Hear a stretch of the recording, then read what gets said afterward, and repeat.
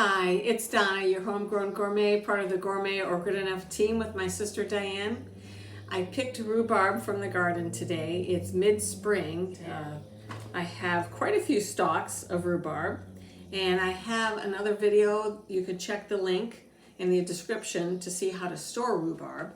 I've been collecting it for about 3 weeks now, and I think I have enough. I thought I would do a couple turnovers with some pastry dough. So I've trimmed off the ends a little bit, and now I'm going to slice it, bite-sized pieces.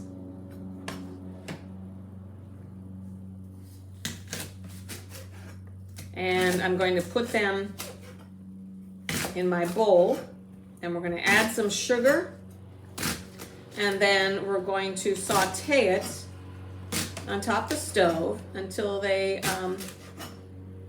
get a little soft, almost like you would with maybe homemade applesauce. We won't take it as far as that. We're not going to cook it so much that it's mushy, but we're definitely going to soften it. So let me get this in my bowl. And I have about, I don't know. I'm probably going to end up with maybe 1.5 cups, maybe 2 cups. We'll see. Now this piece right here maybe is got some, not so pretty pieces. And you can go ahead and take a peeler and get rid of that, like you would a piece of celery. Now another way you can use rhubarb, a lot of people like to combine it with strawberries and make like a strawberry rhubarb pie. Some people think the rhubarb is just a little too tart, and so they like to sweeten it up with strawberries. And of course, strawberries are in season around the same time as rhubarb, so it just makes sense. The two of them go together. But I am a purist at heart. My first time enjoying rhubarb was my mother-in-law made just plain old rhubarb pie, and I have to, and it calls for a lot of sugar. You need a lot of sugar to kind of get rid of the tartness. I'll tell you what, it was absolutely delicious. And it's one of my husband's springtime favorites, and so I'm not going to bother with the strawberries. I'm going to go right for the rhubarb like he's used to. So that's what we're going to do. Okay. So there's my rhubarb. Now I'm going to add some sugar.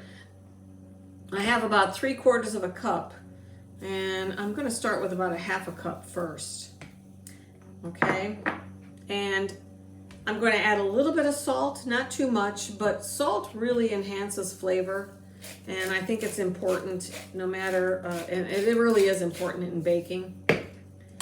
Okay, so I'm going to mix that around a little bit, and then we're going to go over to the stovetop, and we're going to saute it.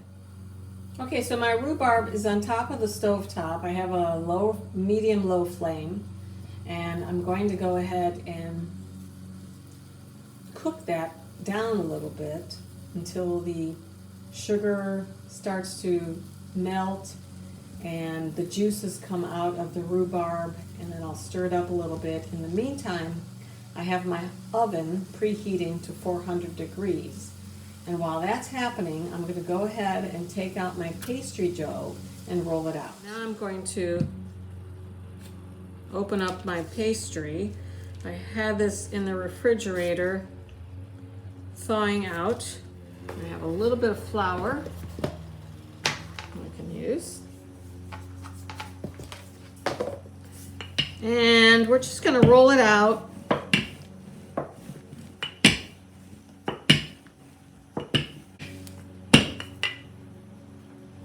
If we can pinch that together there.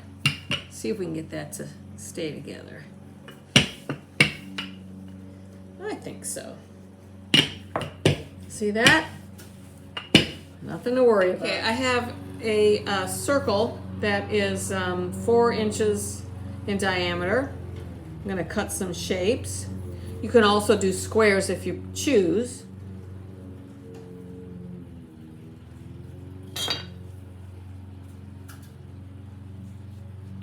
Okay. I'm going to cover that up till I'm ready to use it. Put that off to the side. In the meantime, I have a little bit of egg wash. And that is simply an egg mixed with a little bit of water and beaten up. And it makes a good glue when you're working with pastry, anything like that. Here's my finished rhubarb. And it's soft and smells rather sweet. Citrus is always a good thing to add because it really brings out the flavor. It's an enhancer, just like salt enhances. Salt and acid enhance food. So if you have lemon juice, lime juice, orange juice, even vinegar enhances food. I'm going to go ahead and add the rest of my sugar. So we're going to add a little bit of butter, mix that in. And I'm going to let that cool a little bit before I put it on my pastry sheets. Here is my sauteed rhubarb, and I'm going to add a little bit of flour because we want to thicken it up. Mix that, stir that in. So now I'm going to take my egg wash, and I just want to circle my pastry. It'll be a nice glue on there. Put a little bit of the rhubarb, and then we're going to seal it. Crimp it with my fork, and then we can put it on our cookie sheet to bake. Let's do another one.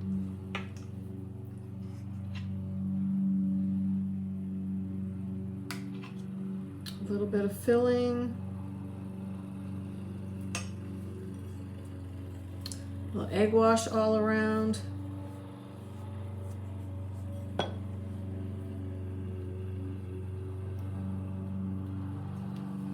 Close it up. I like to dip my fork in flour so that it doesn't stick, and use that to make a good seal. Okay, we had enough for about 9 turnovers. What I'm going to do now is I'm going to brush the tops with my egg wash.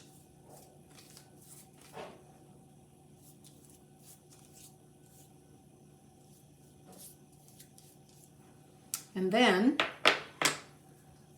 I'm going to sprinkle some finishing sugar on top.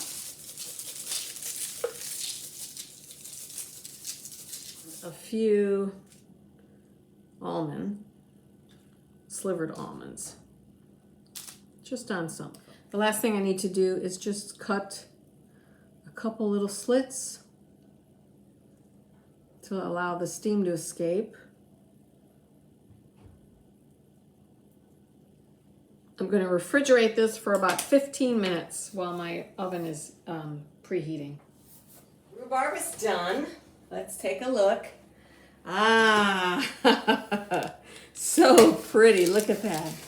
Nice and crispy brown, toasted.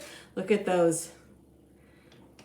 Look at those almonds. Just beautiful. Had some left over. I made just a little mini crostata that my husband and I are going to share with some vanilla ice cream. That'll be really good. Enjoy. Thanks for watching, and make sure you like us on Facebook and subscribe to our YouTube channel. Ciao.